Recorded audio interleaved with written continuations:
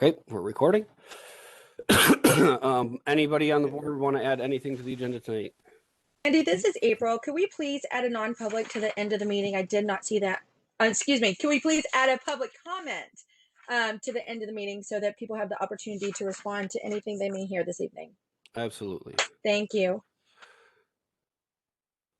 Anything else?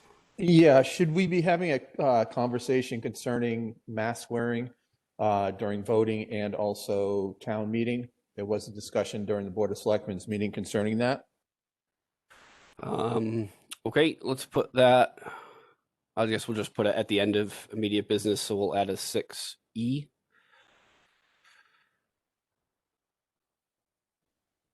I'll call it mask policy for lack of a better term. Anything else? Okay. This is April. I just have a question. I'm just curious. Jean, is the request that you're making simply for the public meeting that the school district will be hosting, or for a district-wide policy? Currently, it's just for the Tuesday's voting, March 9th, and the town meeting on, I believe, the 13th. Thank you. Okay, we'll move to agenda item number 3, minutes of previous meetings. We have one for tonight, the minutes of February 16th, 2021. This is Amy. Motion to approve Feb 16, 2021 minutes. All right. This is Ann. I'll second. Thank you. Any discussion around those corrections?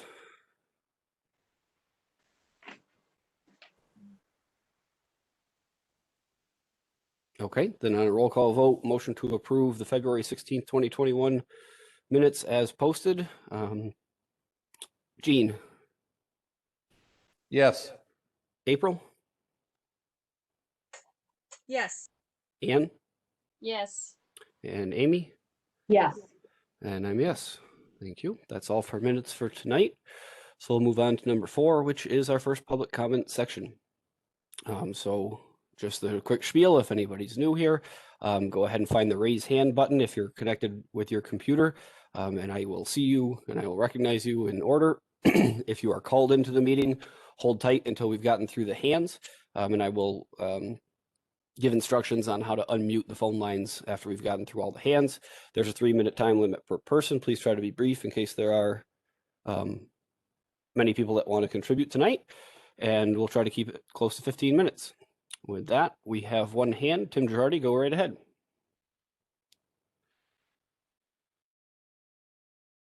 Good evening, everyone. So I just want to comment. I am very pleased with the news coming out of Three Rivers in terms of adding in Monday as a learning day for the students. And I think it's a step in the right direction. I do think that there's still a lot more that we can do to really save the balance of the year, getting the students into more of a redefined version of hybrid, as I've mentioned in the past. But you know, again, I'm pleased that there's definitely action being taken, and very happy that it's happening with TRS. The principal there, I think, is doing a wonderful job managing through this, and very glad to see that addition. So no other comments on that. Just again, like to see more progress happening a little bit faster, but you know, do have to give kudos when it's due, and that I'm very happy with that additional day being added. Thanks, Tim. I'll give it one more minute. I don't see any other hands, but I'll pause for a second in case anybody wants to jump in. While we're waiting for that, there's only a couple of callers tonight, but if you're on the phone and you'd like to contribute, you can go ahead and hit *6 on your keypad, and that should unmute you, and then just state your name.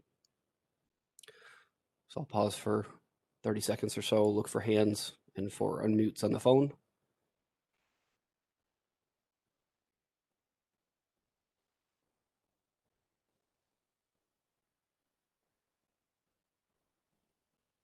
All right, not seeing any, and we will move on. Agenda item number 5 is consent agenda. Looks like we've got something. Patty? Yes, you have a staff leave request that can be acted upon now unless people have specific things they want to discuss that could be done in non-public, but it's all set to go if the board is ready. Amy moves to approve the leave request. Andy, this is April. I have some questions about the leave request, so I would request that we discuss it non-public. Thank you. Okay. Amy, do you want to table that motion or? Yes, sir. Thank you. All right. So we'll add a non-public. And I think that's it for number 5. So moving on to number 6, the meat of the meeting, immediate business. 6A, that is Dr. Morris, the PA Program of Studies. Good evening, everyone. I'm really here to provide an introduction for a significant upgrade to our Director of Curriculum, Amy Parkinson, and she's going to walk through our changes for next academic year.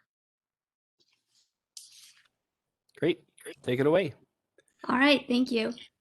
So you should have in your folder the notable changes document for this year for our program of studies. I'd like to start off with saying that our teachers really wanted to make small shifts in it, and they wanted to give the new classes a little bit of extra breathing room, another year to really get it going in a hopefully more normal school year next year.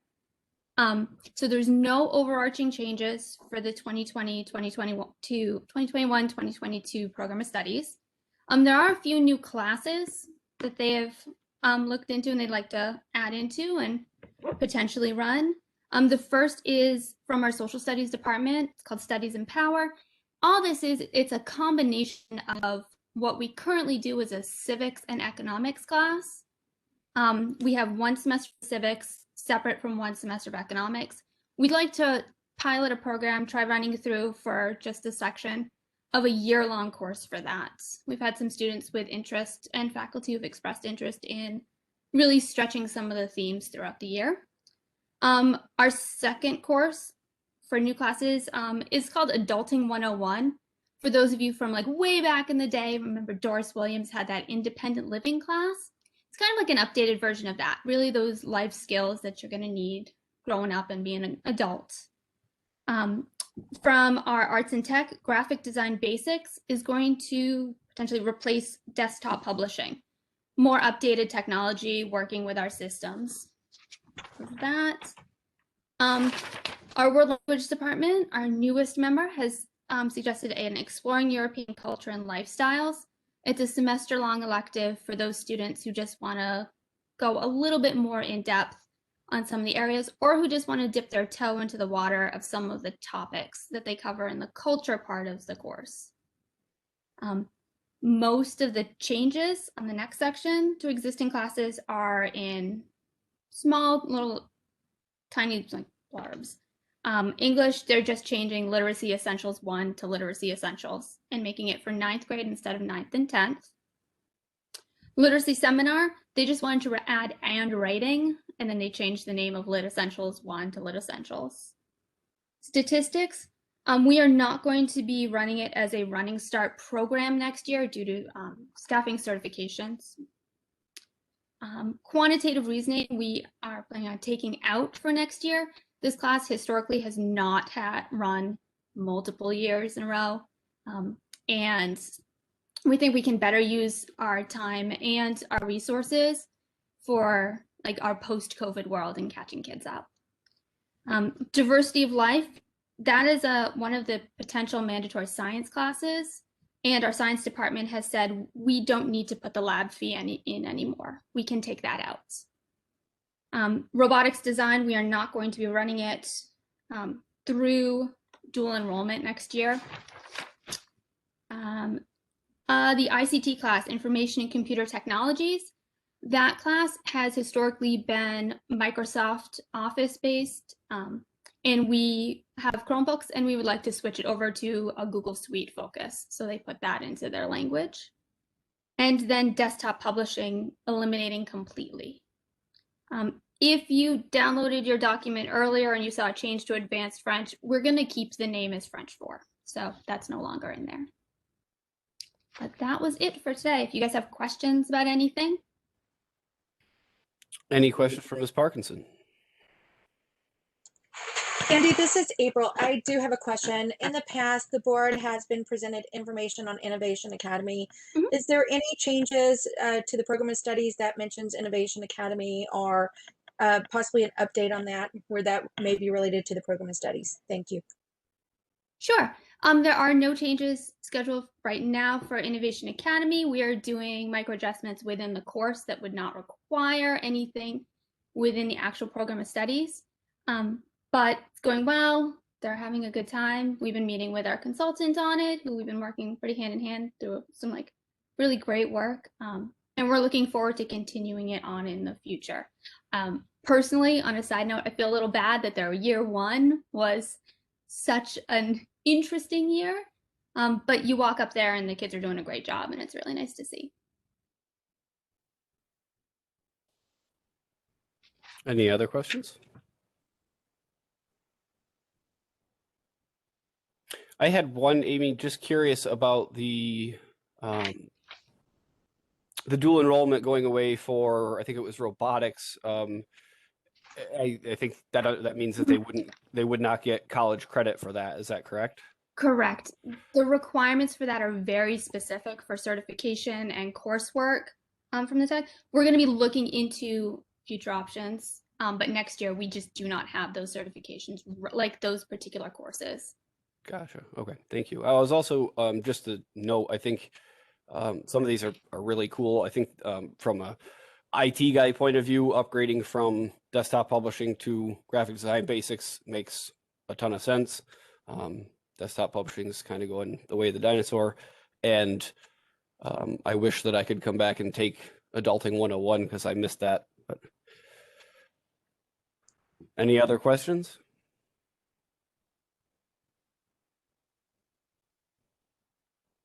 Great. Thank you very much. Thank you, guys.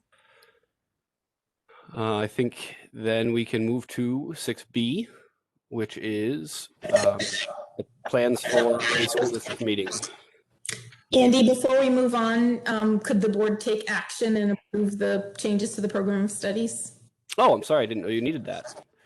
Amy moves Absolutely. to approve the changes to the program of studies.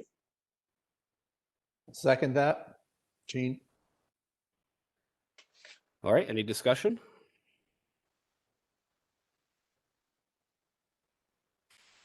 Okay. Then on a roll call vote. Amy? Yes. Anne? Yes. April? Yes. Jean? Yes. And I'm a yes. Thank you. Sorry about that, Patty. Thank you. So next on the agenda is the audio visual options that we have for our newly added May school district meeting. So we had talked about getting some quotes for both holding the meeting inside and holding the meeting outside. So our two Joshes, Baribi Coughlin, did a walkthrough with the company that we're looking to contract with to handle these complex audio and visual needs. And I did put excuse me, Kathy put the quotes in your drive. It's $9,500 to hold it inside, and it's $18,000 to hold it outside. And the outside option requires 24 hours notice at least if it's going to be moved inside, if we had concerns for weather. So, our team has talked about it, and it would certainly make more sense to hold it inside. It's going to be in May. We can probably open windows and doors, but it's going to be much easier to access the technology that we already have in our buildings in terms of plugging things in, setting up rooms. Josh's staff will be able to do a lot of setting up for us right in-house. We have the ability to use overflow spaces inside of our buildings. So, if there's too many people to accommodate in the gym, we're suggesting that we probably need to deputize a moderator. Tom needs to do that, to be in the alternate location so that those folks have access. They're seeing and hearing the same thing as the people that would be in the gymnasium. So our recommendation is to proceed with plans to have it inside. Questions for Patty?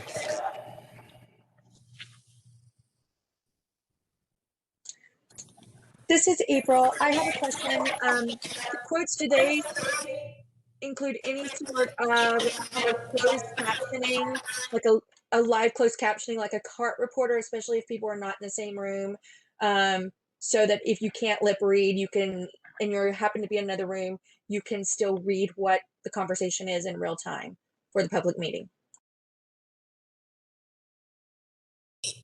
The alternate room would be real time, so it would be the audio and the visual, both for the people in the other room, and that's part of the complexity is that it has to be like you're actually sitting in the meeting itself, so you have all of the same access in whatever location you're in.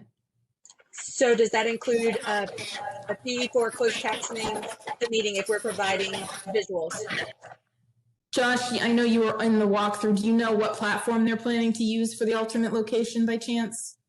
I don't know. I'm looking it over now, but I do not see it. In the quote or in the estimate, it says overflow rooms, cafe, and auditorium participating via Google Meet. And I know Google Meet does have captioning, so that's good. Perfect. I definitely know they said we were going to get a copy of it, which would have included the closed captioning, which would make sense with what Andy just said. Andy, this is April. I'm not familiar with Google Meets. My concern is just that we have it real time so that people who are there participating can fully participate. It's not going to help if we have it after the fact, so just in real time. Thank you. Yeah, it's really simple, April, and we can make sure we get directions. It's just the click of a button and it appears right before you. So it should be relatively easy. Fantastic. Thank you. Other questions for Patty or for the Joshes? We have at least one of them.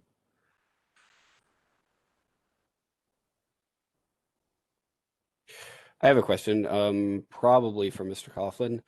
I think I heard that the capacity of the gymnasium, considering 6-foot social distance, is in the ballpark of 175. Is that correct?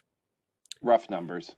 So do you have an idea of what the capacity then of the auditorium with 6 feet distance is? I believe it was somewhere around 70 or 80. I'd have to check my numbers. Okay, so with those two rooms, we're in the neighborhood of 250. We would also set up the cafeteria as a precaution, which will get us around another 100. Okay, so we can accommodate roughly 350 with distancing in those 3 areas. Okay. Then we would use classrooms as spillover if we got to that point. Okay, I mean that's the whole thing makes me uncomfortable. I am glad that it's later, but and hopefully the vaccine is more prevalent by then, and I think we're already starting to see a little bit of dip in numbers, which is very encouraging. But I think 350 is pretty much kind of where we've topped out, even in some of our more contentious years anyway. So hopefully that can handle it. Any other questions regarding these estimates? And Patty, are you looking for a vote tonight on inside or outside? Or? No, I think consensus. If you're okay, and we can get.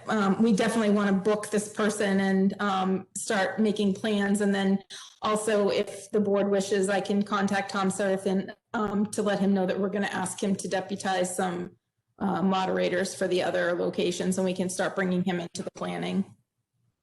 Yep. The one thing I would ask is, not since this is a quite detailed quote, I'm not sure what the etiquette around this is, but Josh, would it be easy enough now that we, this kind of lays out the scope of the project, right?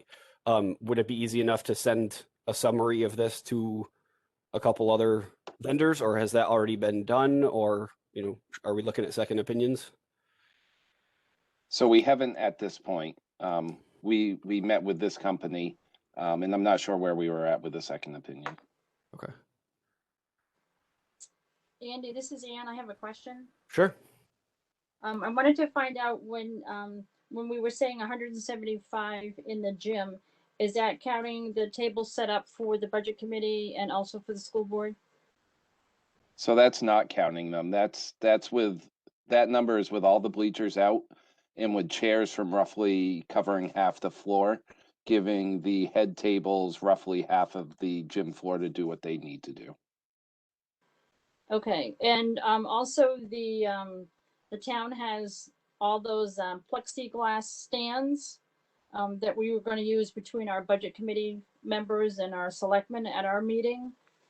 Is that something I should have Jim get in touch with you to use them for the school board meeting? If that's a recommendation, absolutely. Okay. Andy, what the selectmen are going to do is, you know, the plexiglass stands that we have for voting, and we have all of the people, you know, handing out the ballots and things like that behind the plexiglass.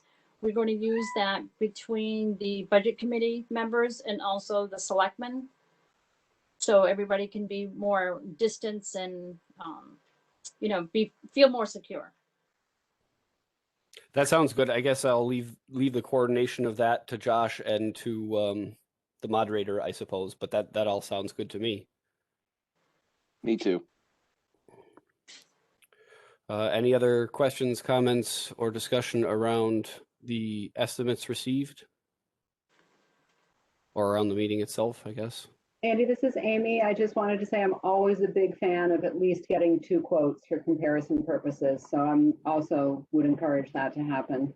I know it's extra work, but it can also save a boatload of money, or at least know that we're getting a good deal. Andy, this is April. I'll also chime in and say that I would like to see those competitive votes. I believe we have a district policy that says that we'll get a minimum of 3 quotes. So I would like to see that adhered to. Thank you. Any others? No, I think Josh knows that's where I stand too, so. Yep. General consensus, I guess, indoor versus outdoor, now that we have a rough idea of what the cost of those 2 things are and the circumstances around changing or whatever, are we in favor of planning for an indoor meeting? This is Amy. I am in favor of planning for an indoor meeting if getting a second and or third set of quotes shows the same cost disparity. If it comes closer, if it's, you know, 25% more expensive to go outside, I would probably be inclined to go outside. So preliminarily, with the numbers we have, I'm in favor of indoor, but I'd like to revisit when we have more numbers. This is April. I align with what Amy has just shared with us. Okay. Gene's shaking his head. Yeah, I agree. The same, Excuse me. the same for Ann. Great. And me too. I think that makes sense. I'd prefer to be able to space it out a lot more, but we can only do what we can do, and we've already pushed a month and a half. So cool. All right, then I think we can move on to agenda item 6C. Thanks, Josh, for the information on that. 6C is live streaming of board meetings. Patty, I assume you've got something to talk about. Sure. So Josh Berube did put together a list of items. I think I'd shared with you that Chichester had purchased a unit that was pretty mobile and had been tested and worked really well. And I asked Josh to get some prices. They may have changed a little bit, but just to give the board a general idea, it's probably going to be around $2,200 to $2,500 to have that portable unit that actually it's like an enclosed case. It can be wheeled around. It comes with microphones and a mixer and an amp that are hidden inside the case. So it's very compact and movable, which was something that we were interested in. So I would like to start purchasing the pieces to the component and have Josh start getting that tested as we are moving to bring students back into the building. And we have set up so many spaces with adequate social distancing. Seems like I'm assuming the board is going to start meeting in person at some point and having this all ready to go so that we could give access to people at home that might want to continue listening into the board meetings. And we'll have plenty of seats set up if people want to come, but I have a suspicion that people are enjoying this format of being able to just kind of tune in, people that may not necessarily have attended meetings in the past. So if we have both methods available when we're ready to go, I think that will be helpful. That sounds great. Just clarifying question. This doesn't have anything to do with the service of video provider, right? Just the hardware. Yeah, that's correct. We're gonna have to figure that out at some point. Okay. Questions for Patty on that, and opinions on potentially $2,500 expenditure to make that happen? Andy, this is April. There's a lot of feedback right now. People are speaking. It's very difficult to hear. I think that should do. I just muted a couple of people. Thank you. Could you please repeat what you said? I sincerely had difficulty hearing.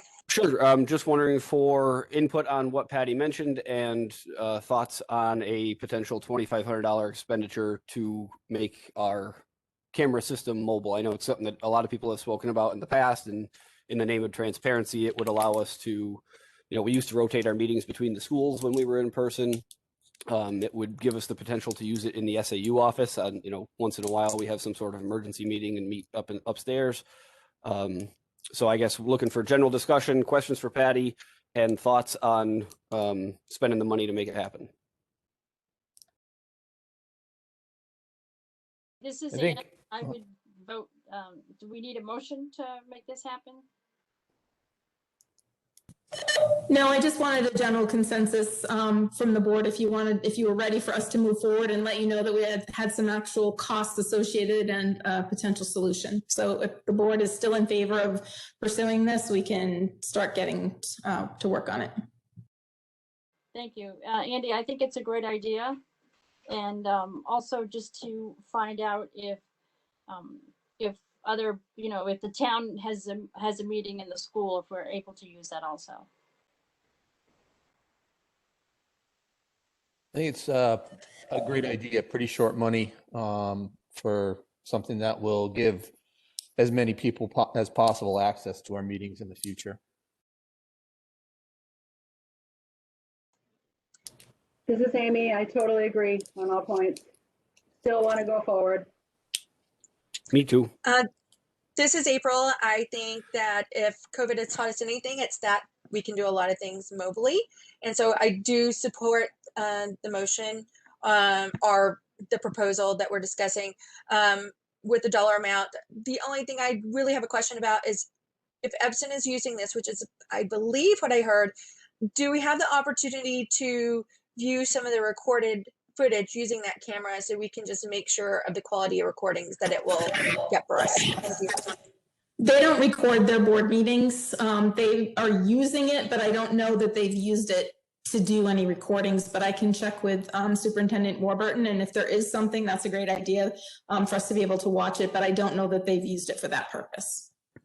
Thank you. If there's a proof of concept, I just think it would be nice for us to see before moving on this. Thank you.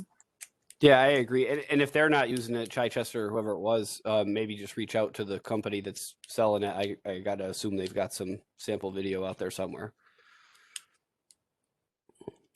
Or maybe cool. they're willing to come and trial it and record a video for us as well. And no charge. I think since it's in our SAU, I could just ask Josh Berube to go over with the tech integrator in Chichester and just do a short video for you and just bring it back to us. I think, luckily we have one in our SAU and we can probably make that happen if there isn't one that exists already. Sounds good. Cool. That's an exciting development. I like it. Any other conversation around that? This Okay. is April. Just, I don't know if I know when we're in person meeting, there's been feedback about not being able to hear what an individual board member is saying and sometimes what someone making a public comment is saying. So I'd be interested if there's an opportunity to maybe plug in a microphone to that if needed, if it's not just picking up the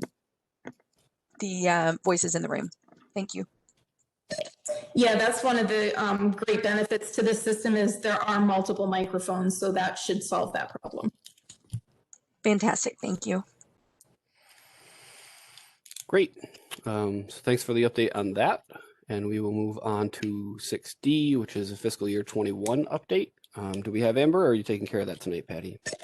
We don't have Amber, but she gave me the updated number, which I thought I jotted down, and I'm pretty confident it was around 980 at this point. And what Amber did when giving me that figure, I wanted to make sure that I understood what she was carrying forward and what she was not carrying forward.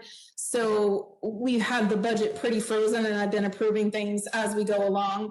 That number does not take into consideration frozen discretionary lines at the building. So that means that we can spend the money in our supplies if we need to and get the rest of the books that we may have budgeted for. So the things that we've budgeted for are, we're at that point where we're very comfortable with allowing some more purchases, and that's not going to touch the 980-ish that we're sitting on right now. So we're in really good shape, which is good. And we've really, I think we've done a really good job with our grant funding as well. And we're looking forward to more of that coming along. That's awesome.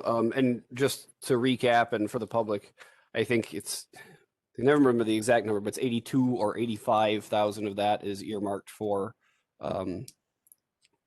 trust funds on June 30th. So probably 900-ish is a better number to talk about. But that puts us in a really good spot that we should be able to make some purchases before the end of the year if we need to, and still return a hefty sum for tax relief. Any questions for Patty around the current fiscal year surplus? Thanks, Andy. This is Amy. Just a quick request for a reminder. When is it that we're going to be discussing spending some of that money to purchase things as we've discussed at prior meetings? I think as time goes along, that number's been very consistent, which gives us a greater level of confidence. There haven't been any big swings. So I would think probably April, we would be feeling even better about that. You can certainly start talking about it anytime, and that might save you from making hasty decisions if you start putting out a list of things that you're interested in discussing, and then start those conversations early, and give it a little bit of time before we actually encumber the funds. Yeah. To that end, I guess for me, people can chime in if they agree or disagree, but I would be interested. We got rid of a very hefty warrant article that would have hit for next year's tax rate of over $190,000. As I've said in the past, I would like to return as much to the taxpayers this year in particular as possible. But I'd be interested if Josh wanted to start kind of putting together a loose list of things that were in that $195,000 that we may be able to knock off this year. I think there was a discussion of a part of a roof at PA that is actually in failure right now with buckets underneath it. Those high priority things that would be good to tick off the list. I'd be interested in some of that facility stuff. Or anything, fire, life safety, anything that has to do with health and safety really at all, that type of stuff I'd be interested in too. I don't know. I know we took care of a lot of the HVAC stuff already at the beginning of the year, but I'd certainly be interested to hear what items we might be able to take care of. Any other discussion around current fiscal year? No, Andy, that was pretty much exactly what I was going to suggest too. So, if we can get a list going, I think that'd be helpful as we head into April. Okay. Any other thoughts before we move on? We have a 6E that we added next.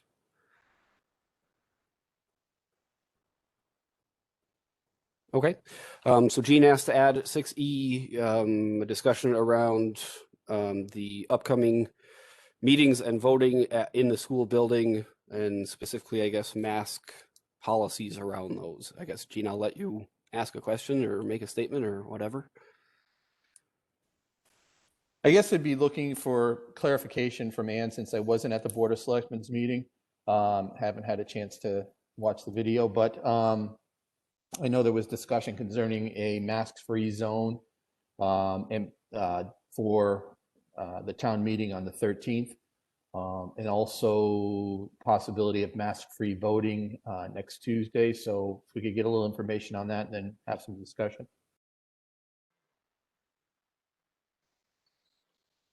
This is Ann. So yes, we did have a discussion yesterday.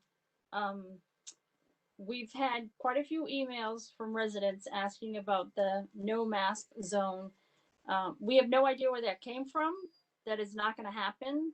Everyone is going to be mandatory wearing a mask. Also, Tom Serafin was at the meeting last night saying that the school has a policy that everyone has to wear a mask, plus the governor's orders are saying everybody has to wear a mask. So we will make sure everybody wears a mask, just like we did for voting in November. So for the voting, everybody will have a mask. Everybody will ask to stay 6 feet apart. Also, for the town meeting on the 13th, there was no such thing as a mask-free zone. We will have everybody in a mask. We are going to have one of the selectmen walk around with their microphone to go to person, so we don't have people lining up like we usually do in the middle corridor, so people aren't up close to each other. She's going to have sanitized wipes. Of course, she's going to be wearing a mask also. Same thing with people if they are called for a ballot. We're still going to have people 6 feet apart. So everyone is definitely having a mask. I This think is April. I have a question about the governor's executive order. I did not read that everyone must wear a mask. It was that everyone, if you're not 6 feet from another person, that you should wear a mask. Is that correct? I have not seen a mandate that says every single person must wear a mask at all times. That you're correct, April. The governor's mask mandate does say when distancing is not possible. So if you are going to be less than 6 feet, then a mask is required. Thank you. I'm going by what Tom Serafin is going to enforce. So I did not go back and read the last governor's executive orders, but people will have a mask. People will be asked to stay 6 feet apart. We're going to put the stickers out again like we did. We have barriers. So we have the plexiglass barriers between the budget committee, individual budget committee members. We're going to have it for the selectmen. We're going to have the people who are going to be passing out the ballots in case there is a call for a ballot. We're going to have the person who is checking you off to make sure that you can vote that day behind plexiglass. That sounds great. And the November elections went really, really well. I did listen to most of the select board meeting from last night, and what Tom had to offer, I think, was very good. I think the things that were followed in November will certainly work for voting this time around. He did mention that, masks were required, but there was a very, very small number of people that sort of refused for one reason or another. And he had a plan for that, that they have a separate area to fill out their ballot and then a process to walk them around the outside of the building to come back to the door in the gym where the voting machine actually was, so they can still witness the ballot going into the machine, which is great. I'm glad to hear that there is a plan for everybody to wear masks. It did seem, to me at least, a little bit up in the air at about 9 minutes and 30 seconds into the recording. Somebody said, and honestly, it's kind of hard to tell who's talking in some of those things, but somebody said, and then we could maybe set up a small area for people that didn't want to distance or didn't want to mask, set up an area right by the door or something. So I think that might be where some of the confusion came from. But what it's sounding like to me is that's not going to be a thing. And I think that's awesome. Yeah, I'm sorry I didn't hear that last night at the meeting, but there is conversations going around that Jim Goff's going to see and work with Tom Serafin. If some people don't feel comfortable even being 6 feet apart, if there's an area that we could put people that even a further distance. Excellent. Jean, did you have other questions, or Ann or April other comments? I'm sorry, Amy or April? No, I'm all set. I just wanted to get some clarification from Ann as to what was discussed. So thank you, Ann. I appreciate that. Sure. Yeah, and I appreciate too the discussion by the select board. I mean, it definitely seems like people are taking it seriously and doing what they can to get people in the door. So that's good. I think we all have the common goal of letting as many people participate in the process as possible. So Yeah, and I like the idea that Sandy came up with, one person walking around with a microphone, so people don't have to get up and stand in line and wait to be, to address their questions. So I thought maybe that might be something we could use for our school meeting too. yeah, Patty, excuse me. Speaking of that, could we maybe reach out to Mr. Seraphin and see if he could join us for one of our April meetings to kind of just have a discussion around these plans? And we do have the benefit of the town going first, so we'll learn some lessons from that. And Tom can tell us what worked and what didn't work, but I think it'd be good to put him on the agenda so that we can all ask our questions and make sure we have our ducks in a row before May 1st. Sure, happy to do that. Thanks. Any other questions around the meetings or the masks at the meetings or anything like that? Great, then we'll move on to agenda item number 7. I'm happy to see Ryan here. I'm even more happy that we're getting to talk to Ryan before 10 o'clock at night. So we will turn it over for our Student Senate report. Yeah, thank you. I'm happy to be back. I know it's been a couple of meetings, but I'm happy to be back to share what we've been doing in Student Senate. So we have been continuing to work to plan our winter carnival. We're obviously trying to provide some kind of normalcy or something to look forward to for the entire student body, and especially the seniors, because this is obviously our last time we can have the winter carnival based events. So these next dates and plans are tentative as of now, but we're hoping to finalize them in the coming meeting or two. So we hope to do the hallway decorations as we normally do the week before April vacation. So this might get pushed into later spring, depending on how everything plays out. But as of now, we're hoping to do that in April before break. The skits are also going to be done normal with a due date later in the spring. And in the coming week or so, we're going to be rolling out some remote events. So students that are fully remote, as well as students that are participating in the hybrid model, can take part in some events that are normally done in Winter Carnival in the library or a classroom together with the events done in the gym. So our biggest task now is we're working to put together an outdoor event where we can have some of the beloved and most competitive Winter Carnival events held outdoors in a safe manner. And that's obviously hanging in limbo with the potential for the instructional model to change alongside many other factors that could influence that in that front. But we are hopeful and optimistic that we can put together something enjoyable for the entire student body. So as always, I'm happy to take any of your questions, but that's all I have for you all tonight.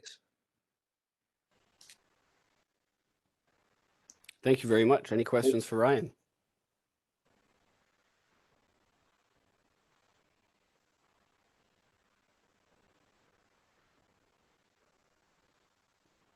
Ryan, if I could ask, and I don't mean to put you on the spot, and if you're uncomfortable answering this question, certainly tell me and don't feel like you have to. But I'm interested in a perspective from a student and a senior in particular.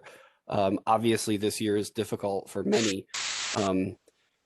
Can you tell me, at least in your circle of friends and your contacts, how are you guys feeling? How are you doing with all this? Like you said, it's obviously a less than ideal situation to be in, like you said, but we're kind of doing the best we can. Like this is what everyone's dealing with across the country.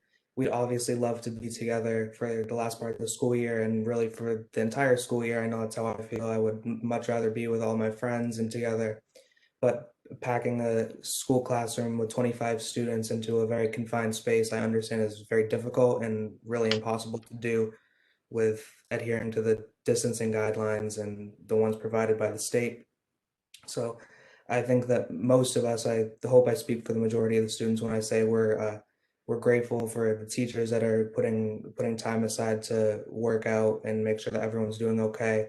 And we're hanging in there. We're doing the best we can.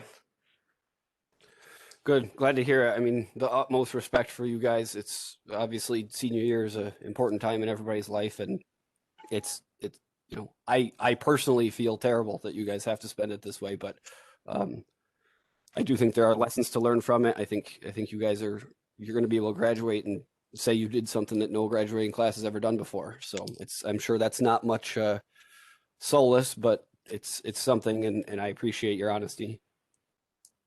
Any other questions for Ryan? All right. Thanks again for joining us tonight. Appreciate it. Thank you. Thank you, And Ryan. I managed to lose my agenda here, so I don't know who's next. SAU board, Anne. I have to apologize. I was very ill at the last minute, so I was not able to make it. So I wasn't able to call in one of my backups. Patty, could you fill us in? I didn't bring my notes with me, and I was hoping you had that email I sent you to summarize. So if I forget something that I filled you in on, just remind me. We approved some policies. We filled a vacant position that was an SAU level special education position that will begin with the next school year. We've contracted the service right now, so that will be a good cost savings for an SAU position. Josh Berube presented an option to host our time clock system. We use something called Time Clock Plus, and right now it's hosted internally, which means you can't enter your time unless you're actually in a building. So it's always been difficult, but given the past year and the things that we needed to do remotely, it proved almost impossible. We went back to using Google Sheets and all sorts of things that made life very difficult for HR and payroll. So we have some technology funds set aside at the SAU. So the board approved using those so that we can be hosted in the cloud, and people will be able to both enter their time, and the managers will be able to approve their time for their staff when they're logging in from any place on their computer. So we're looking forward to having that. I think those are the high points. Thank you, Patty. Thank you. The AREA committee, which I think is also Anne and Amy. So we haven't had a meeting since our last school board report, but the next meeting is coming up on March 10th. I've been in touch with Kathy Sutphin and just recently reached out to Carl Schaefer as the chair of the committee, because I'm concerned because there so far is no remote option to attend that meeting. It's an in-person meeting only. So stay tuned for more information about that. But right now it is on March 10th in the PA CAF.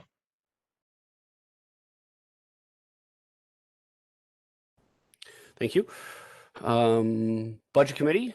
So obviously we haven't met. Nothing new to report there, but we do have the meetings coming up. And we got a report on this fiscal year from Patty. So I don't think there's anything to. Oh, one thing I will say that I don't think I mentioned last time that I'm excited about, I guess, is Mark LePage, who was the chair of the budget committee this year and has been in many past years as well, had the idea, and I think he's done it before, but it didn't happen last year, of having kind of a debriefing session. So after the meetings are over, so probably sometime in the month of May, he wants to schedule one last MBC meeting. Just to kind of review the process and where we landed and everything like that, which I think is a great idea. So I will, after we have that meeting, I will make sure to bring that information back to you. Pace, anything from Pace, Gene? That would be Amy this time. Okay. So I attended the last PACE meeting, and things are going well at the school. You know, nothing remarkable. I didn't take any specific notes. The school is, the teachers and the students and the administration are struggling with all the same sorts of issues that we're aware of at our 3 public Pembroke schools. You know, there's increased incidences of depression and emotional issues with the student population. They, as a nonprofit, they have a different budgeting system than we do, and they are struggling with revenue like many nonprofits during the pandemic. But the group overall is really proactive, and there was a lot of brainstorming and working on solutions and talking about technology upgrades. Student population is edging towards 70. I think those are all the highlights. My mute button has some sort of delay tonight. I click on it, and it's like 4 seconds before it comes off. Okay, so next is the Hill Renovation Committee report. I actually reached out to Kevin Foss earlier this week and asked him if he might want to present his findings tonight because we had a light agenda. And then I thought, since there's elections coming up, maybe that was silly. So I asked him to disregard that. So there's nothing to talk about on that tonight. So last but definitely not least are our principals. I think Ms. Gary is at home and still has a power outage, so she's not going to join us tonight. So we'll start with Dr. Morris. Hello again, everyone.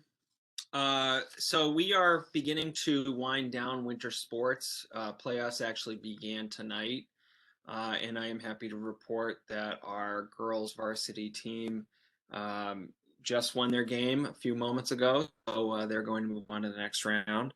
But with all of that said, I did want to thank our athletic director, Fred Vizina, and Ashley Gladu, his assistant, as well as our health office.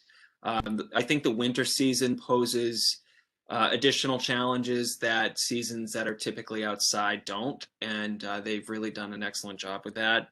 In addition to that, Josh Coughlin and his staff have always been exceptional, and when we're trying to navigate the social distancing indoors, they've really been helpful with that. And so has Josh Berube in our tech office. We've gotten a lot of really good feedback regarding our live streaming of our basketball games, and Josh Berube and his staff were instrumental in that. So shifting gears, I was asked, along with Mr. Ian West, who's a teacher at TRS, to attend the New Hampshire Association of School Principals Innovations Conference in April to facilitate a student panel. That panel will include 4 Pembroke Academy students and 4 Three Rivers students, and they will talk about how teachers have demonstrated innovation during a global pandemic. So that's going to be April 7th, and it shouldn't be a surprise to anyone that I've asked Ryan Casey to join me for that. He is one of our shining stars at Pembroke Academy. So I also want to just give some informational items. Grades close for Q3 at the end of March, believe it or not. I know. So, and I bring that up partly informational, but also to say that it really is becoming urgent for us to get our seniors on track, and our school counseling department has identified and begun the process of facilitating getting seniors that are in danger of not graduating here in the building 4 days a week. And once that process is completed for that group of students, we're going to reassess our capacity and identify another group that we can begin trying to transition in a way that's going to be safe and incremental for us to do that. Also, the SAT school day is Wednesday, March 24th. The College Board, as well as state testing in general, are not known for their flexibility. That is a date that is kind of set in stone that we have to abide by. And I would also just say that the state, as well as the College Board, found that this was the perfect year to institute a mandatory digital testing process. So we're trying something new this year, which we'll see how it goes. But Amy Parkinson's right on top of all of that. And it does require us, as you can imagine, with social distancing, that's going to pose some challenges for us. And it does require us to train more staff to proctor those tests and to proctor them digitally using a secure web browser and all of those other items that are incumbent with testing online. So more to come on all of that. That's all I have. Thank you very much. Any questions for Dr. Morris?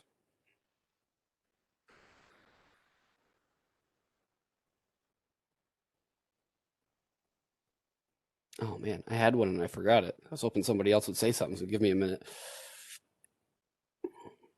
Okay, we'll move on to Mr. Marston at Three Rivers.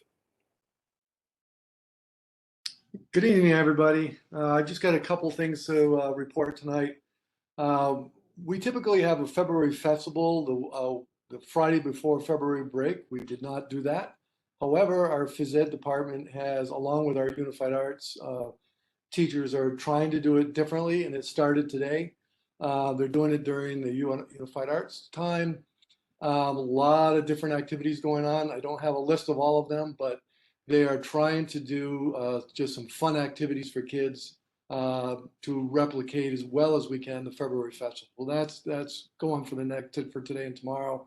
So it's kind of fun to see the kids out there doing some kind of silly stuff. And, you know, I think it's important sometimes to get that back to being a kid. We are rolling out next Monday. We are rolling out our remote Mondays. And we just today sent out the schedules. And we spent some time behind the scenes making sure that Alma helps us with that. But we will have all students fully engaged with students on every Monday. I'm not sure how excited the kids are, but we certainly are looking forward to engaging with the kids. You know, one more time, that will put us to 3 times a week. And we are looking currently, that's our big rollout. And then we are looking to, at our independent days, to enhance those even further. Not unlike Dan, he is doing some testing. We also have to do our school-wide testing with our state assessment. In our case, we have to do our whole building. And it's going to be quite a challenge during these times. So we'll see what happens. We also have learned that there is no remote option, we believe. So those students that are, which we have about 60 that are fully remote, we're going to have to find a way, either they opt out, I would guess, or they would have to come to the building to take that assessment. So we've got some work ahead, and I'll keep you posted on the statewide testing that we're going to start digging into now to get ready for it. And that's all I have. Thank you very much. Any questions for Mr. Marston? Andy, I have a question. Sure. Mr. Marston, do you have a lot of feedback so far from parents, good and bad, about adding another day? Yeah, interestingly enough, I don't have a lot. I do think, you know, input from staff is they're excited to get the kids, you know, but I have not had a lot of feedback, a few, but not a lot. Anything has been positive so far. I think maybe once we get rolling, it may be, we might get more feedback. I'm not sure, but so far it's been pretty good feedback. Very little. Thank you. Yep. Others?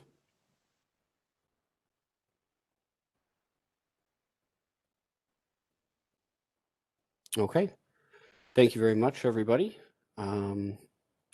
We have policies for agenda item number 8. We have many on a second reading. Is there anybody that has any of these they have on the top of their mind that they would like to discuss?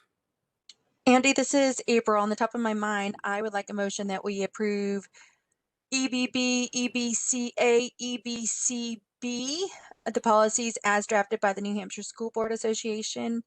The reason for that is because we currently do not have these particular policies. And they were drafted in November 2019 and November 2020. Thank you. Okay, is there a second? Second. All right, discussion around EBB, which is school safety, and that is a required policy. EBCA, which is crisis prevention and emergency response plans, which is a recommended policy.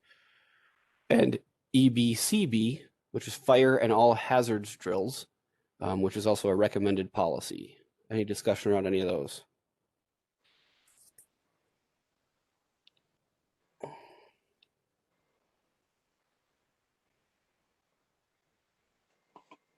Patty, do you have anything regarding those three? Any comments or anything? Not as much on those three as I will on others, but as I said, those are really important, and I think that they're fine as they're written. We took a look at them, and they just simply outline the things that we already do, but you're required to have policies. And I think one of the additions was the changes in the law requiring a different type of drill for intruders and such. So I think these are ready to go. Thank you. This is Amy. I'll make a motion to approve EBB, EBCA, EBCB as proposed. I think April already did, and Jean had a second. I'm so sorry. No I worries. stepped away. I guess I should clarify. April, that was a motion, right? Correct. Okay. So any other discussion? Okay, then on a roll call vote to approve policy EBB, school safety, EBCA, crisis prevention and emergency response plans, and EBCB, fire and all hazards drills. I will start with April. Yes. Anne. Yes. Amy. Yes. Jean. Yes. And I'm yes. Thank you very much. Andy, Patty, this is, this is April. I would like to make another motion. I'd like to make a motion that we table IHBG home education instruction and GBDB non-certified benefit package. And the reason for this request is because these policies were all revised in the past year, and I don't see any redlined items on the policies in our folder. So it would be very helpful for us to see what's changed so we can evaluate these policies. Thank you.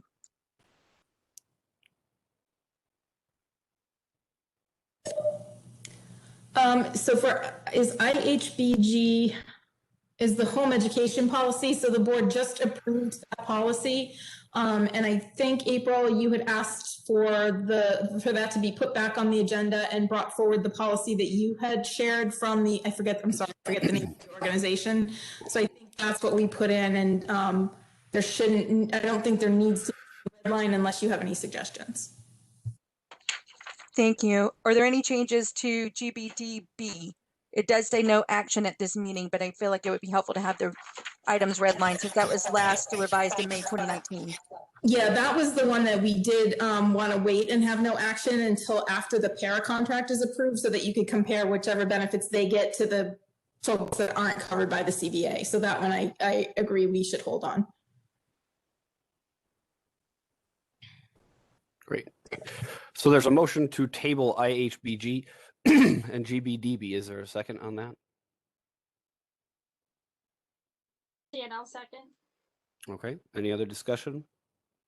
So the question that I have, since IHBG is April's version that was put into the drive, do we want to amend the motion, April, to address this? I've asked for it to be tabled so that we can take it up at another time, Jean.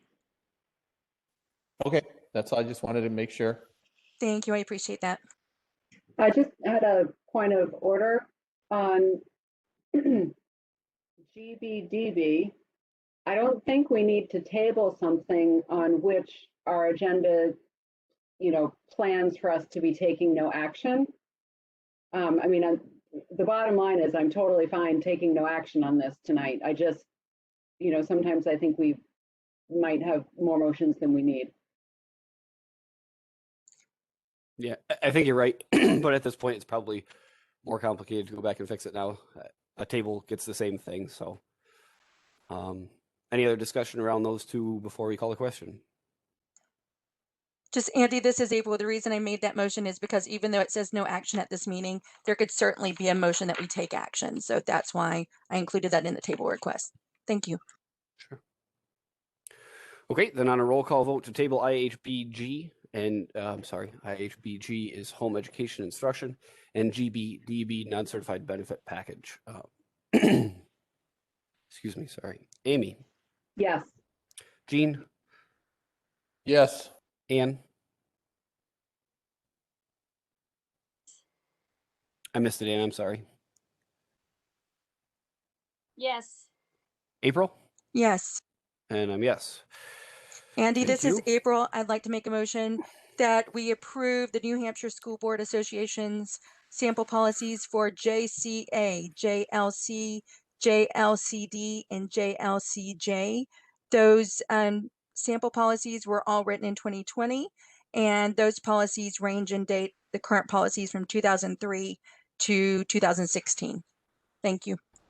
Can I just make sure I got all those, April? It was the Absolutely. 4 J's, right? JCA, JCLC, JLCD, and JLCJ, correct? The second one is JLC. It's the last JLC. four Yep. Okay. on the list. Thank you. Got it. And is there a Amy second for seconds. that?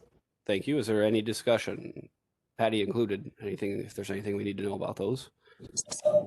Sure. So JCA, for your information, for best interest in manifest hardship, that policy has just been redone to reflect the new changes in statute that combine those two. So you used to have a reassignment in the best interest of a student policy, and you used to have a policy for manifest hardship requests, and those were combined into one policy from the School Board Association. So that's why that one's up. And then the other health-related policies were shared with the school nurses in each building for their blessing, and they thought that they were fine.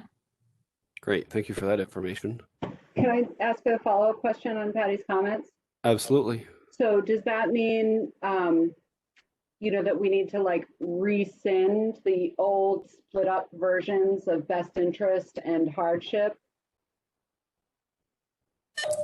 If my memory serves, and maybe it doesn't, I think you may have withdrawn JEC at the last meeting. I'd have to go back, but I think Kathy put that on to withdraw because that was the policy for best interest and it was combined. Can we just rely on you to double check, and if we do need to take that action, of course we will? Absolutely. Good catch. Any other discussion on any of the J's? Andy, this is April. Just as a point of discussion on the JLCD, there's several different appendix to this. There's an A through C currently in our policy. So I would just request that we get those for policy review at a meeting soon so that we have the opportunity to review all those which accompany the JLCD, the administering medication to students. Thank you. Okay. Any other comments or questions? All right. Then on a roll call vote to approve policy JCA, best interest and manifest of hardship, which is priority required. JLC, student health services, which is also required. JLCD, administering medication to students, which is also required. And JLCJ, regarding concussions, which is also required. On a roll call vote, I'll start with Ann this time. Yes. Amy, Yes. Jean, Yes. April, Yes. and I'm yes. So that's 4 more. Off the list. Andy, this is April. Do you want me to send you an email with all those appendixes for JLCD? Sure. Thank you. Andy, can I introduce GBCD? That one was Yes. things I wanted to talk to the board about with that one. So GBCD is the policy regarding background investigations and criminal history record checks. And there's a section that it doesn't need to be tonight, but I just wanted to point it out and have the board think about it. On your current policy, it discusses people who may have convictions that are not exclusionary under Section 5, the list of things that, offenses against children. There's a whole list of them. So people can have convictions for other things that currently the determination is made by the board and or the superintendent on a case-by-case basis. The sample policy from the School Board Association requires approval by the school board in those instances. So I thought I'd just give you a couple of examples because I'm not sure that you want to take on this, this extra step that can be cumbersome. There may be instances when someone had an offense, one that comes to mind is multiple parking tickets, when you're in college, that all of a sudden add up, and Amy can help me with the legal terms, but they added up to enough in fines that it kind of brought it to the next conviction level. And then this person is 40 years old, and the only thing they have on their record is, a litany of traffic tickets from college. Peter and I always talk about those. We always sit down and have a conversation and say, okay, when did this happen? What was it? Has there been anything else since then? And then he and I do kind of a check-in with each other to make sure we're both coming to the same conclusion before we move forward. So if we don't stick with the current language in your policy, that means that we can't hire anyone who has such a conviction without coming to the school board for approval each time. So that's something that the board is going to need to consider and discuss and decide how you want to handle those. Thank you for all that. Do you guys want to take this up tonight, or do we want to hold this for next time around? I don't see why we wouldn't take it up tonight. I saw Gene's mouth move. I think he agreed with you, but I'm not sure. Yes, I was agreeing. Okay. So, discussion around Patty's comments or around this policy in general. This is Amy. I'll just repeat what I said before, which is I put a lot of reliance, and I think it's reasonable reliance on the School Board Association's process that it goes through when it comes up with these policies. And so I'd be in favor of the policy as proposed, including that it would add that last step to the board. I think that's a prudent due diligence oversight role that the board could play with not much effort. I expect that would come to the board with a recommendation, and then we would, accept or reject that recommendation.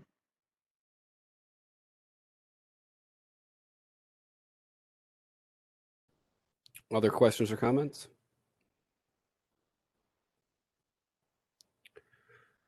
Patty, I'm wondering, how often does something like that come up? Like how often is there, I'm thinking about how this would work procedurally, and I think in principle I agree with what Amy's saying, but what I would like to avoid, I guess, is the situation where, it's summertime and we don't necessarily have a meeting scheduled and you need to hire somebody so they're on board for the next school year, and there's some, silly little thing. Certainly we can call a meeting and get together and discuss it, and that's not a problem. But I'm wondering how often this happens, I guess. What's the likelihood that it's going to cause us to modify our schedule or something like that? It happens probably several times a year, I would say. So not a ton. I guess my greater concern is the level of conversation that will be required, the topics that will need to be discussed, the potential for now 6 people weighing in on whether to hire an employee. It's, and Amy's absolutely right. It's certainly a step that is yours to take and is recommended by the School Board Association, and I respect whatever decision you make. I think it's an added layer that could prove difficult, and there might be some middle ground for, if it's a felony, or if it's Amy can help with the legal language, if it's a class whatever misdemeanor. But if the board wants these to be brought forward each time, then that's what we'll do. Well, I think at time, leaving it to the superintendent's best judgment keeps it from becoming burdensome to hire someone. Again, 6 people involved in the hiring process versus 6 extra people anyway. So I'd just have to, go down, echo the same thing that Amy said, and keep use this GBCD policy as put forth by the School Board Association. The one thing that I did forget to mention for folks who are newer to the board, we were never given any results other than those offenses that disqualified someone from being hired. So it's been quite a discussion around the state, especially with superintendents, about the burden that places on everyone to now be notified of every single offense, that someone had a conviction or not, for us to now have to make those hiring decisions where that used to be completely out of our hands, and the state had a list of, if you are convicted of X, Y, and Z, you cannot be hired to work in a school. So now it's added a huge burden to everyone involved. So that is something new. Other questions or comments? I think I'd be interested in kind of some of the halfway language that you mentioned, Patty. I don't know if it's something that Dean could do for us where we set some sort of threshold, and if it's something that's questionable, then you have to bring it to us, otherwise not. I also would be interested in putting a 1 meeting time limit on it for the board. What I would hate to ever see happen is you've got a qualified candidate, you bring it to us, and then we say, oh, well, we can't make a decision unless we have this, this, and this, so bring it back to us in 2 weeks. And, I know how it is hiring teachers, and you can't just hold on to them for a month. They've applied other places, and if they're a good teacher, then that's not going to work. So I don't know if that's a thing we can even do, but I'd be interested in language that says, in the case that it has to be brought to the board, a meeting has to be held within 2 weeks. And if a decision is not made by the board at that meeting, it reverts back to the decision of the superintendent or something like that. I don't think us having some hand in this is necessarily a bad thing, but I don't want it to get to the point where it's hamstringing your whole process either. It's not necessarily a teaching position that concerns me as much as it is our other support staff positions, because those are the people that come and go. Teachers are typically hired for a school year, but custodial staff, paraprofessionals, kitchen staff, we're often sitting on the edge of our seats with kids needing support, or Josh being short-staffed, waiting for those background results to come. And the second they come, we can notify Josh that, go ahead, your custodian can start. So that it does add a delay. And I do like the thought with Dean's assistants of coming up with kind of a middle ground that you all feel comfortable, but doesn't, hold our hiring process with kids not being serviced and buildings not being cleaned and that kind of stuff. Absolutely. I'm a little confused. Is the one that's in the drive right now with the yellow highlights, is that our current policy, or is that the suggested policy? Does that have the language that includes board input or not? The yellow highlights, that's the School Board Association sample policy. And that says, so outside of the Section 5 offenses, it says the hiring decision must be approved by the school board. And your current policy is the superintendent and or the school board. Thank you. I wasn't sure who was suggesting which one. Any other questions or discussion around this one? Andy, this is April. I would just like to reaffirm my vote in the affirmative for the New Hampshire School Board Association sample policy GBCD, which we voted on tonight. Thank you.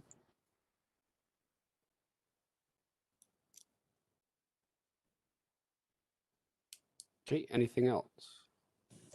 Can I just clarify, did you say you voted on that one already, April? Yes, ma'am. Can you check with Sandy on that? I don't have that in my list. We had a vote that was for EBB, EBCA, and the other E one, and then we had a vote that was for table, IHBG, and GBDB, and then we had a vote for all of the J's. But I don't recall. Maybe I messed up, but I don't recall a vote on GBCD yet. I also didn't hear a vote on GBCD. No, we didn't vote on that. No, you Sandy? didn't. No, you didn't. Okay. Thank you. Sure. I apologize. I thought that I did make a motion. So since there was not a motion on that, this is April.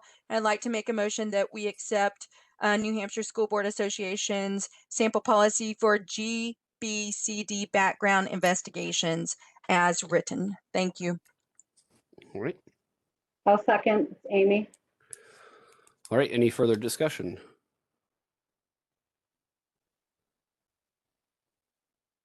Okay. Then on a roll call vote, I will start with Jean. Yes. April. Yes. Anne. Yes. Amy. Yes. And I'll go yes. So we've accepted GBCD as written by New Hampshire School Board Association. If I can get general consensus is okay with the board, I would still be in favor of seeing some language from Dean to suggest a possible in the middle. I'm okay with approving this tonight, and that's why I voted yes. But I'd like to see if we can still find a middle ground to modify this slightly to find that happy medium between, you know, doing our due diligence and our responsibility as a board to weigh in on these things, but also not encumbering the hiring process unnecessarily. Is everybody okay if we ask Dean to create that to review? This is Amy. I'm okay with that, Andy. I also, whether we put this into a revised policy or we just kind of have a cultural consensus amongst the board, but I really take to heart Patty's comments about we can't hold up hiring decisions. And we need to be able to, like, you know, take the information we're given and just make a decision. You know, I note that this policy says that we shall be informed generally. It doesn't say, you know, we shall be informed to like the maximum every level of detail possible. So I want to implement this policy without delaying any hiring. I agree. Okay, I think that's all. I gotta get my agenda back up here, but I think that's all of the policies that we had on the table tonight. Except for the two that we tabled for next time, of course. Patty, did we miss any? I don't believe so. Okay, so then I believe we're on agenda item number 9, which is informational items. Anything for that, Patty? I do not. Okay, then if it's okay with the board, I'm sorry, go ahead, Ann. I'm sorry, when we were talking earlier concerning the town, I just want to put it out there that the construction for the bridge on North Pembroke Road is being delayed because of COVID. The bridge replacement on Route 28 is also being delayed. And BJ will get in touch with Josh concerning when we get closer to knowing the dates that those are going to be worked on. And the selectmen are working on changing their meeting nights to Wednesdays. Okay, thank you for that. Mm-hmm. I think if it's okay with the rest of the board, we can go ahead and put the second public comment section in here. We do have a non-public tonight to discuss the consent agenda item that we had earlier, but I don't think there's going to be anything of any substance that the public would, you know, needs to weigh in on to make them wait through the non-public session. So if it's okay with you guys, we can do second public comment right now. I see a couple nods. Please. Okay.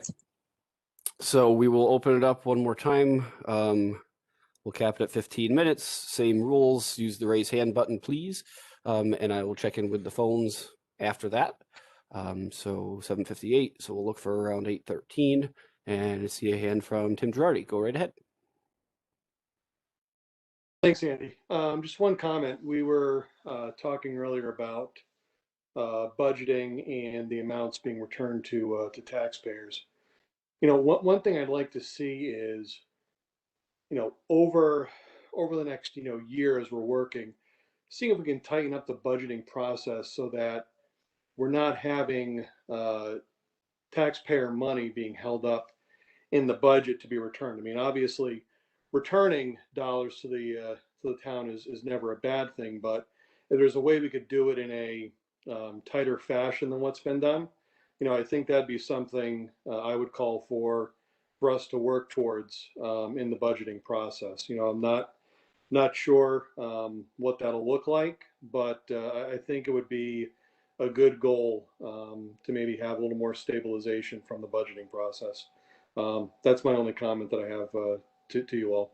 Thanks. Thanks, Tim.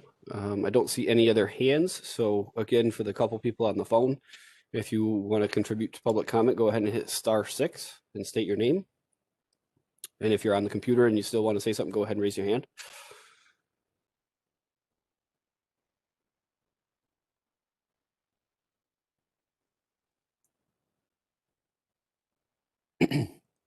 Okay. Seeing none, then we will proceed. So agenda item number 10 is non-public. Patty, help me out with the small letter. C. Okay, so the board has need to go into non-public session in accordance with New Hampshire RSA 91-A:3, Roman numeral 2, small letter C, which is matters which, if discussed in public, would likely affect adversely the reputation of any person other than a board member. On a roll call vote to enter non-public at 8 o'clock on the nose. Amy, Yes. Jean, Yes. Ann, Yes. April, Yes. and I'm yes. So resumed the recording. I'm sorry about that. Something in my throat. All right, so we should be back in. I just have to switch over my agenda here. So we did have one piece of business. If anybody wants to make a motion regarding that. Andy, this is April. I'd like to make a motion that we accept the leave request commencing on June 1st, 2021, going through first semester. Thank you. All right. This is Amy. I'll second that motion. And I also withdraw my prior motion that we tabled. Okay. I'm so sorry to interject here, but I just realized it's not through first semester, right, Dan? I think first semester ends at the end of January, so I meant to clarify that it's probably after holiday break, right? Can we just use the date, January 4? Yeah, sorry. Okay, this is April. I'd like to amend my motion to approve the leave to commence on June 1st, 2021, returning after June 4th. I'm not sure how this reads. Through June 4th, 2020. January 4th, 2020. So I'm sorry. Thank you. I'm tongue-tied. Okay. Through January 4th, 2022. Do I need to repeat that? Start all over? You guys have that? I've got it written down. Okay, thank you. And Amy, you still second? Yep. Wonderful. I'm assuming no discussion since this was a non-public item. So go ahead and on a roll call vote, I'll start with Ann. Yes. Amy, Yes. Jean, Yep. April, Yes.